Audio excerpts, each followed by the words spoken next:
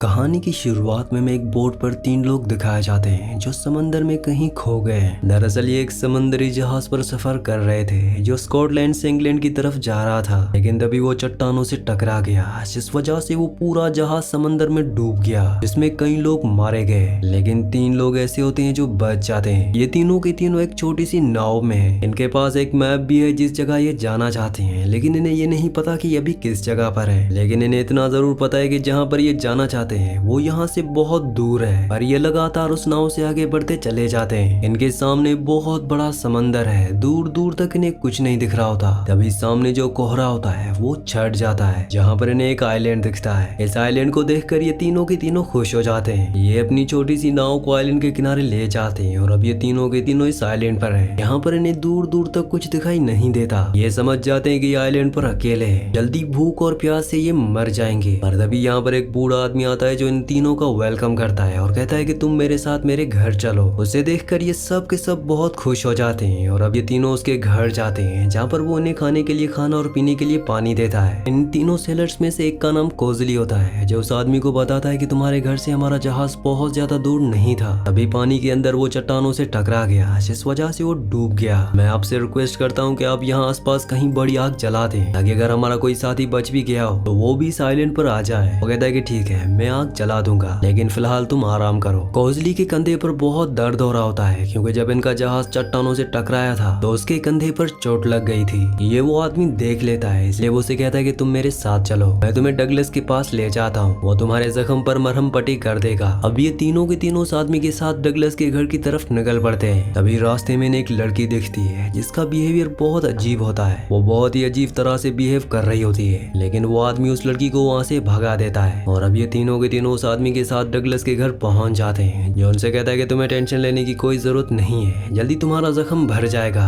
तब तक तुम यहाँ पर आराम से रह सकते हो। इन तीनों ने इस पूरे आइलैंड पर लगभग 40 घरों को देखा है, पर रहने वाले यहाँ पर 4 लोग हैं, जिनमें से एक वो बूढ़ा आदमी जो उनसे सबसे पहले मिला था, दूसरी उसकी बेटी, तीसरा डगलस और चौथी डगलस की भतीजी। इन्हें कुछ समझ नहीं आ रहा होता कि बाकी के लोग यहाँ से कहाँ गए, इसीलिए ये डगलस से पूछता है। डगलस कहता है कि कुछ साल पहले ये पूरा आइलैंड बंजर हो गया था, ये रहने लायक नहीं बचा था, इसलिए सब के सब आइलैंड को छोड़कर यहाँ से कहीं और चले गए और हमने फैसला किया कि हम इस आइलैंड पर रहेंगे। अब रात को जब ये तीनों के तीनों सो रहे होते हैं, तभी कोजली के साथी जिम को अजीब अजीब सी आवाजें सुनाई देती है। इस बारे में वो अपने दोनों साथी कोजली और फेरिस को बताता है। इन तीनों को शक हो जाता है कि इस आइलैंड पर कुछ न कुछ गड़बड़ है, क्योंकि यहाँ पर जो लड़कियां हैं उनका बिहेवियर बहुत अलग है, वो एबनॉर्मल बिहेव करती हैं, इसलिए वो इस आइलैंड में घूमकर इस बात का पता लगाना चाहते हैं। लेकिन डगलस उन्हें ऐसा करने से मना कर देता है। वो कहता है कि ऐसा करने से तुम्हारी जान को खतरा हो सकता है, तुम्हें घर के अंदर ही रहना चाहिए, क्योंकि आइलैंड पर बहुत जल्दी अंधेरा हो जाता है। तुम जो सोच रहे हो इस आइलैंड पर कुछ नहीं है, ये आइलैंड पूरी तरह से नॉर्मल है। पर ये डगलस की बात नहीं मानते और घर से निकल जाते हैं। पूरे आइलैंड पर घूमने के बाद इन्हें एहसास होता है कि ये एक डेड आइलैंड है, क्योंकि यहाँ पर इन 4 लोगों के अलावा कोई भी जानवर नहीं है, यहाँ तक के पक्षी वगैरह भी नहीं है। साथ ही ये आइलैंड नक्शे पर भी नहीं होता, जो कि बहुत ही अजीब बात होती है, क्योंकि ये आइलैंड ऐसी जगह पर है जहाँ से बाहर की दुनिया यानी कि शहर बहुत ज्यादा दूर नहीं है। और अब ये तीनों अलग अलग आइलैंड को देखने का फैसला करते हैं। ये तीनों अपने अपने रास्ते निकल जाते हैं। जल्दी यहाँ पर अंधेरा हो जाता है, जैसे डगलस ने कहा था। उसने ये भी कहा था कि रात को इस आइलैंड पर खतरा बढ़ जाता है, इसलिए कोजली और जिम जल्दी घर वापस आ जाते हैं। लेकिन इनका जो तीसरा साथी होता है, जिसका नाम फेरिस है, वो अब तक घर वापस नहीं पहुंच पाता, क्योंकि अंधेरा हो चुका है और उसे रात में बहुत कम दिखता है। वो आइलैंड पर अकेला घूम रहा होता है और तभी उसे अजीब अजीब सी आवाजें आना शुरू हो जाती है। उसे एहसास होता है कि उसके आसपास कोई है, जिससे वो बहुत ज्यादा डर जाता है। वो अपने साथियों को आवाज लगाता है, वहाँ से भागना शुरू कर देता है, लेकिन उसकी आवाज सुनने वाला यहाँ पर कोई नहीं है। वहीं घर पर कोजली और जिम अपने साथी के लिए बहुत ज्यादा परेशान होते हैं। ये बाहर जाकर उसे ढूंढना चाहते हैं, लेकिन डगलस उन्हें मना कर देता है। वो कहता है कि रात को बाहर जाना ठीक नहीं है, तुम्हारा साथी जहाँ भी होगा ठीक होगा, सुबह होते ही तुम उसे ढूंढने चले जाना। वीडियो में आगे बढ़ने से पहले एक जरूरी अनाउंसमेंट, अगर आप साइफाई, सर्वाइवल और हॉरर मूवीज के शौकीन हैं, तो हमारे दूसरे चैनल को सब्सक्राइब कर लीजिए, क्योंकि वहाँ पर हम हॉरर और साइफाई मूवीज अपलोड करते हैं। तो आप सबसे रिक्वेस्ट है कि जल्दी से जाके हमारे दूसरे चैनल को सब्सक्राइब कर लीजिए। चैनल का लिंक नीचे डिस्क्रिप्शन में है। वहीं हमें डगलस की भतीजी को दिखाया जाता है, जिसका नाम लिंथ है। उसे कुछ होने लगता है, पर इससे पहले कि इन्हें पता चलता, वो यहाँ से चली जाती है। और अब ये फैसला करते हैं कि सुबह ये अपने दोस्त को ढूंढने के लिए जाएंगे। अगली सुबह ये अपने दोस्त को ढूंढने के लिए जाते हैं। ये उसे आइलैंड में चारों तरफ ढूंढते हैं और बहुत ढूंढने के बाद इन्हें अपना दोस्त मिल जाता है, लेकिन अब उसकी मौत हो चुकी है। उसे देखकर लगता है कि ऊपर से गिरने की वजह से उसकी मौत हुई है। इन दोनों को पूरा यकीन हो चुका है कि या तो इस आइलैंड में कुछ गड़बड़ है या यहाँ पर रहने वाले लोगों के अंदर, खासतौर पर लड़कियों के, क्योंकि इन दोनों ने उनके बिहेवियर में बहुत सारे चेंजेस देखे हैं। खासतौर पर उनके एक्सप्रेशन और उनकी आंखें पूरी तरह से बदल जाती हैं। कभी कभी तो वो इतनी अग्रेसिव हो जाती हैं कि उन्हें बेड के साथ बांधना पड़ता है। और सबसे अजीब इनमें से कोरिगन होती है जो अजीब सी हरकतें करती है। वो हमेशा जंगल में घूमती है और कभी कभी वो आके चक्कर भी लगाती है। उसका बिहेवियर सबसे ज्यादा स्ट्रेंज होता है, पर फिलहाल ये कुछ नहीं कर सकते क्योंकि इनके पास कोई सबूत नहीं है। पर अब ये दोनों के दोनों जल्द से जल्द इस आइलैंड से निकलना चाहते हैं, इसीलिए ये यहाँ पर और भी छानबीन करना शुरू कर देते हैं। कोजली को डगलस के रूम में एक डायरी मिलती है जिसमें कुछ जहाजों का जिक्र होता है जो इस आइलैंड पर आए थे, पर सब के सब मारे गए। कोई यहाँ से बाहर नहीं जा पाया, ठीक उसी तरह से जिस तरह से इनका दोस्त फेरिस इस आइलैंड पर मर गया और इन्हें शक है कि उसे कोरिगन ने मारा है। इसलिए अब ये इस आइलैंड को छोड़कर जाना चाहते हैं। रात को ये घर से बाहर निकलते हैं। समंदर के किनारे अभी भी इनकी नाव होती है। ये उस नाव में बैठकर यहाँ से निकल जाते हैं, पर जैसे ये कुछ दूरी पर जाते हैं इनके चारों तरफ घना कोहरा छा जाता है। ये कोहरा इतना घना होता है कि ये एक दूसरे को भी अच्छे से नहीं देख पाते। अभी इन्हें अपने दोस्त फेरिस के चीखों की आवाज आ रही होती है। इन्हें लगता है कि सच में इनका दोस्त इन्हें मदद के लिए बुला रहा है, इसलिए ठंडे पानी में कूदकर किनारे पर जाते हैं, जहाँ पर एक बार फिर से वही बूढ़ा आदमी इनके सामने आता है जो सबसे पहले इन्हें इस आइलैंड पर मिला था, जो उन्हें अपने घर ले गया था। और अब एक बार फिर से वो इन दोनों को अपने घर ले आता है, जहाँ वो इन दोनों को बताता है कि तुम यहाँ पर फंस चुके हो। अगर तुम जिंदा रहना चाहते हो तो जैसा मैं कहता हूँ तुम्हें वैसा ही करना होगा। ये आइलैंड उस वक्त से है जब समंदर नहीं था। वो कुछ सालों पहले तक यहाँ पर बहुत सारी फैमिलीज रहा करती थी और एक दिन यहाँ पर एक लड़की आई जिसके सुनहरे बाल थे। वो बहुत ही खूबसूरत थी। उसने अपना नाम आयमा बताया। उसका नेचर बहुत अच्छा था, हर कोई उससे मिलकर बहुत खुश हो जाता था। लेकिन उसकी सच्चाई कुछ और ही थी, क्योंकि वो एक इंसान नहीं बल्कि एक गॉडेस थी। जिसके आइलैंड पर आने के बाद यहाँ खुशहाली पहले से ज्यादा बढ़ गई। फसलें पहले से अच्छी होने लगी। हर कोई यहाँ पर बहुत खुश था। आइलैंड पर हर एक इंसान उसे पसंद किया करता था। लेकिन एक दिन एक आदमी ने नशे की हालत में उसके साथ जबरदस्ती की और उसे मार दिया। हालांकि वो गॉडेस थी, वो अपने पावर्स यूज कर सकती थी, लेकिन वो इंसानी रूप में थी, इसलिए उसे इसकी इजाजत नहीं थी। और उसकी मौत के बाद आइलैंड के बुरे दिन शुरू हो गए। फसलें पूरी तरह से बर्बाद हो गई। सादी आइलैंड पर जितनी भी फीमेल्स थी वो अपने आप पर काबू नहीं रख पाती थी। उन्हें कभी भी कुछ होने लगता, इसीलिए धीरे धीरे उन्होंने आइलैंड के सभी मर्दों को मारना शुरू कर दिया। लेकिन हम 5 लोग यहाँ पर बच गए ताकि इस आइलैंड का जो कर्ज है वो ज्यों का त्यों रहे। जो भी पानी का जहाज इस आइलैंड के आसपास से गुजरता है वो अपने आप ही डूब जाता है। और जब उसके बचे हुए मुसाफिर इस आइलैंड पर आते हैं तो एक एक करके उनका खात्मा कर दिया जाता है। ये पूरी सच्चाई जानने के बाद ये दोनों के दोनों डर जाते हैं। और अब यहाँ पर जो डगलस है यानी कि डॉक्टर, वो उनकी मदद करने के लिए तैयार है। वो चाहता है कि ये दोनों यहाँ से निकलकर अपने घर वापस पहुंच जाए। लेकिन ये इतना आसान नहीं है। आज तक कोई भी इस आइलैंड से बचकर नहीं निकला। अब रात को कोसली के पास कोरिगन आती है। वो उसे अपना लॉकेट देती है और कहती है कि तुम यहाँ से चले जाओ, क्योंकि यहाँ रहकर तुम जिंदा नहीं बच सकते। कोसली के दिमाग में और भी बहुत सारे सवाल होते हैं, इसलिए वो उसका पीछा करता है, जो कि एक कमरे में चली जाती है। कोसली बाहर होता है। वो अंदर कोरिगन में बहुत सारे बदलाव हो रहे होते हैं और तभी गोली चलने की आवाज आती है। ये सब उस तरफ जाते हैं जहाँ से गोली की आवाज आई थी। इन्हें पता चलता है कि कोसली का जो साथी जिम था उसे किसी ने मार दिया है। यहाँ पर कोरिगन भी होती है। उसे कुछ होने लगता है। उसका ना अपने दिमाग पर और ना ही अपनी बॉडी पर कुछ काबू रहता है। ये उसी गॉडेस के कर्ज की वजह से हो रहा है जो इस आइलैंड पर आई थी, जिसे इसी आइलैंड के एक आदमी ने उसके साथ जबरदस्ती करके मार दिया था। और अब कोरिगन के फादर उसे बेड के साथ बांध देते हैं। दरअसल वो चाहते हैं कि किसी भी तरह से कोजली इस आइलैंड से निकल जाए। डगलस और आइलैंड पर जो दूसरा आदमी होता है वो कोजली को समंदर के किनारे ले जाते हैं, जहाँ पर उसकी नाव होती है। ये उसे ईयरबड्स देते हैं और कहते हैं कि इन्हें अपने कानों में डाल लो ताकि तुम्हें कोई आवाज सुनाई ना दे। कोजली ऐसा ही करता है और अपनी नाव लेके यहाँ से जब वो निकल रहा होता है तभी वो सामने पहाड़ पर देखता है, जहाँ पर 3 लड़कियां उसे दिखती हैं, जिसमें से एक लेंथ, दूसरी कोरिगन और तीसरी वही गॉडेस है जिसका नाम आयमा है। आयमा एक गाना गुनगुना रही होती है और दोनों लड़कियां उसका साथ दे रही होती है। और अब कोजली भी उस गाने को सुन सकता है और एक बार फिर से घना कोहरा छाना शुरू हो जाता है। वो अपने साथियों की आवाज को सुन सकता है जो उसे मदद के लिए बुला रहे हैं। हालांकि ये सच्चाई नहीं है, ये उसके दिमाग का वहम है। और अब जब उसको अपने दिमाग पर काबू नहीं रहता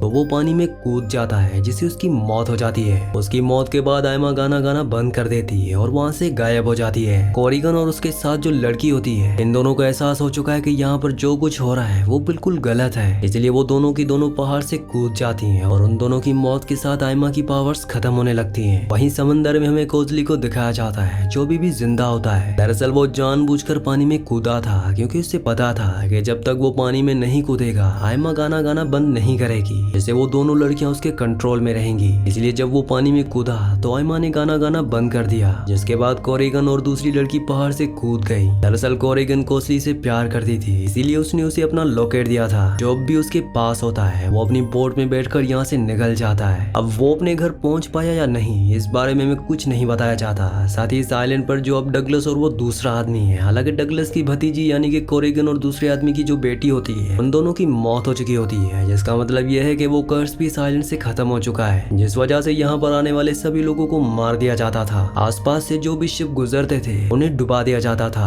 और अब इन दोनों का यहाँ पर क्या होगा, इस बारे में हमें कुछ नहीं बताया जाता। इसी सीन के साथ इस मूवी का, इस कहानी का एंड हो जाता है। अगली कहानी आप किस मूवी पर सुनना चाहते हैं मुझे नीचे कमेंट्स में जरूर बताना, क्योंकि मैं आपके कमेंट्स पढ़ता हूँ और आपके प्यारे प्यारे कमेंट्स का बहुत बहुत शुक्रिया।